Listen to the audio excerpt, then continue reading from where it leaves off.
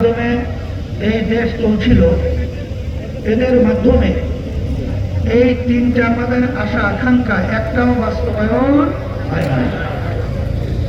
বরঞ্চ আমরা যেটা দেখেছি, এদের পরিচালনায় এই দেশে একবার দুইবার নয়, 5 বার চোরের দিক থেকে তাম দুনিয়ার বিচারে ফাস্ট হয়েছে। এদের পরিচালনা আমরা পেয়েছি হাজার হাজার মায়ের পর সন্তান হারা হতে। এদের পরিচালনা আমরা পেয়েছি এদেশের টাকাগুলো বিদেশে পাচার করে বেগম পাড়া তৈরি করতে। এক কথা এদের পরিচালনা আমরা পেয়েছি এই দেশে বসে বিদেশিকে তাবেদারি করতে। এক কথায় 54 বছরে আমাদের যে স্বাধীনভাবে দাঁড় হতে পারে নাই, মানুষ মুক্তি পায় নাই, মানুষ স্বাধীনভাবে চলার পরিবেশ সুযোগ পায় নাই। 2024 5ই আগস্ট যখন এই দেশ স্বাধীন হলো, আবার আমরা বলি নতুন স্বাধীন। এই স্বাধীনতার পরে এই দেশকে গঠন করা, মানুষ বিভিন্ন অত্যাচার জুলুম থেকে মুক্তি পাওয়ার একটা সুযোগ তৈরি হয়েছে। সেই সুযোগ কাজে লাগাবার জন্য আমরা ঘোষণা দিয়েছিলাম ইসলামের পক্ষে একটা বাক্স দেয়া। আলহামদুলিল্লাহ সে পরিবেশ তৈরি হয়ে গেছিল। যখন নাকি পরিবেশ দেখল আমার আরেক শ্রেণীর স্বার্থান্বেষী মহা ক্ষমতার লোভে তারা আমাদের ইসলামের নামের বাক্সকে ছিনিয়ে নেয়। তারা ছিনিয়ে নিয়ে তখন তারা কি বলেছে, যারা এই প্রচলিত যে নিয়ম অনুযায়ী দেশ চলছে, এই প্রচলিত নিয়মই আবার দেশ পরিচালনা করবে। আমাদের কথা হলো, যদি প্রচলিত নিয়মই দেশ সুন্দর হয়, তাহলে 54 বছরে কেন হলো না? আসলে অনেকে তার বলে থাকে, বিশেষ করে এই যে এখন জামাতের নেতৃত্বে যে জোট রয়েছে, জামাতের নেতারা বলে ইনসাফ প্রতিষ্ঠা করবে। আমরা তাদেরকে প্রশ্ন রাখতে চাই, আমেরিকাও তো শব্দ ব্যবহার করে ইনসাফ, লন্ডন তারাও তো শব্দ ব্যবহার করে ইনসাফ, কিন্তু কোন নীতি আদর্শের মাধ্যমে আপনি ইনসাফ প্রতিষ্ঠিত করবেন সেটা জাতি জানতে চায়, আমরা জানতে চাই। আমরা তো ইনসাফ প্রতিষ্ঠিত করতে চাই ইসলামের নিয়ম নীতি আদর্শের ইনসাফ। কারণ ইসলামী নিয়ম নীতি আদর্শ ছাড়া ইতিহাস আপনি বললে দেখবেন কখনো ইনসাফ আসে নাই, কখনো ইনসাফ প্রতিষ্ঠিত হয় নাই, আর কোনো হওয়ার সম্ভাবনা নয়।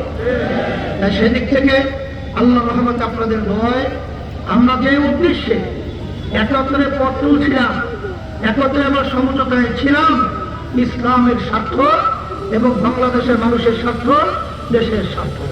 কিন্তু এই স্বার্থ যখন বিলীন হয়ে গেল, তখন আমরা আবার ইসলামের স্বার্থের জন্য, দেশের স্বার্থের জন্য, মানুষের কল্যাণের জন্য আবার আমরা একা হতে বাধ্য হলাম। ইসলামী আন্দোলন বাংলাদেশ আজকে আমরা হাত পাখা প্রতীকে এই রৌমারীকে এবং কুড়িগ্রাম সহ সারা বাংলাদেশের মধ্যে অনেকে হয়তো মনে করতে পারে আমরা একা হয়ে গেছি। না, আল্লাহ রহমতে আমরা একা হই নাই, আমাদের সাথে আল্লাহ রয়েছে। আমরা একা হই নাই। আজকে বাংলাদেশে যারা ইসলামকে ভালোবাসে তারা আমাদের সাথে রয়েছে। আমরা একা হই নাই। যারা আজকে দেশকে ভালোবাসে তারা আল্লাহ রহমতে আমাদের সাথে রয়েছে। সেই হিসাবে আমি সকল প্রতি আহ্বান জানাবো, জহরাল ফাসাদু ফিল বাররি ওয়াল বাহরি বিমা কাসাবাত আইদিন নাস। আল্লাহ বলেছেন স্থান ভাগে পানিও ভাগে, যত বিপদ আমার মুসিবত আমরা লক্ষ্য করেছি এটা আমাদের হাতের কামাই। এর জন্য এই পরিবর্তনের জন্য যদি আজকে আমরা নিয়ম নীতি আদর্শ ইসলামকে আমরা ধারণ করতে পারি, তাহলে আজকে আমরা দুনিয়াতেও শান্তি পাবো, আখিরাতেও আমরা মুক্তি পাবো। সেই লক্ষ্যে রৌমারী কুড়িগ্রামে আমি যেটা দেখেছি, এই রৌমারী কুড়িগ্রামের ঘাঁটি ইসলামের ঘাঁটি। আজকে সর্বত্র আমি রৌমারী বিভিন্ন জায়গা থেকে সংবাদ নিয়ে দেখেছি, এই কুড়িগ্রামের আসনগুলোতে, বিশেষ করে রৌমারীতে আপনারা দেখেছেন যে ইসলাম এমন এক নীতি আদর্শ, যেই নীতি আদর্শের মধ্যে আমাদের প্রফেসর হাফিজ সাহেব, আপনারা দেখেছেন যে আজকে যেই লোকটা থাকার কথা ছিল, ওই যে তাদেরকে চাঁদাবাজি করে, যারা টেন্ডারবাজি করে, যারা মানুষকে খুন করে, তাদের কাতারে ইসলামের সুশীল ধ্বংসে পরিণত হবে। সেই হিসেবে সোনার মানুষের হাতে আমি এই শান্তির প্রতীক হাত কথা উঠিয়ে দিয়ে আপনাদের কাছে আমি আমানত হিসেবে রেখে গেলাম।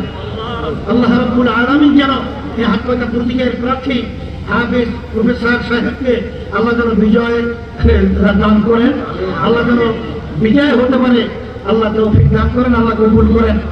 আর সাথে সাথে আমি আপনাদের গুরুত্ব আহ্বান জানাবো, শোনেন, অনেকে মনে করেন যে প্রার্থী হয় কি হয় না, কিন্তু শোনেন, এই ভোটগুলো কিন্তু একটা ভোটও জাতীয়ভাবে কিন্তু গণনা করা হয়। যদি আজকে ইসলামের পক্ষে একটা ভোট বাড়ে, ইসলামের শক্তি বাড়ে। এখন আপনারা ইসলামের শক্তি বাড়াবেন কি বাড়াবেন না, এটা আপনাদের কাছে আমি প্রশ্ন হিসাবে রেখে গেলাম। বারবার আমরা ভোট দিয়েছি, কিন্তু আমরা চোরার খড়ি পেয়েছি, ঘুরে পেয়েছি, জনগণ পেয়েছি, মানুষ পাই নাই, মানুষের জন্যই আজকে আপনাদের কাছে আমি আহ্বান করছি। সেই লক্ষ্যকে সামনে রেখে আপনাদের সবার কাছে সবাইকে আমি দোয়া করি, আমিও দোয়া চাই আল্লাহ যেন আমাদের সকলকে আমাদের আল্লাহর খাস বান্দা হিসেবে দ্বীনের খালেস খাদিম এবং দ্বীনের এই দেশের খাদেম হিসাবে আল্লাহ যেন হাবিব সাহেবকে কবুল করে দেয়। রব্বানা আতিনা ফিদ দুনিয়া হাসানাহ ওয়া ফিল আখিরাতি হাসানাহ ওয়া কিনা আযাবান্নার। আল্লাহ, আমার ভাইরা বড় আশা করে হাত তুলছিলেন, মা বোনরা বড় আশা করে হাত তুলছিলেন। আল্লাহ আমাদের আশাকে আপনি কবুল করে নেন, ইসলামকে বিজয় করেন, আল্লাহ দেশের ভিতর শান্তির ব্যবস্থা করেন, আল্লাহ জালেমদের হাত থেকে দেশকে রক্ষা করেন, হাফিজ ভাইকে আপনি বিজয় করেন, আপনাদের প্রতীককে আপনি বিজয় করেন। আল্লাহ সব আপনাদের সুপুর্দ করলাম, দয়া করে আমাদের দোয়াকে কবুল করে নেন। সুবহানা রাব্বিকা রাব্বিল ইজ্জাতি আম্মা ইয়াসিফুন ওয়া সালামুন আলাল মুরসালিন আলহামদুলিল্লাহি রাব্বিল আলামিন।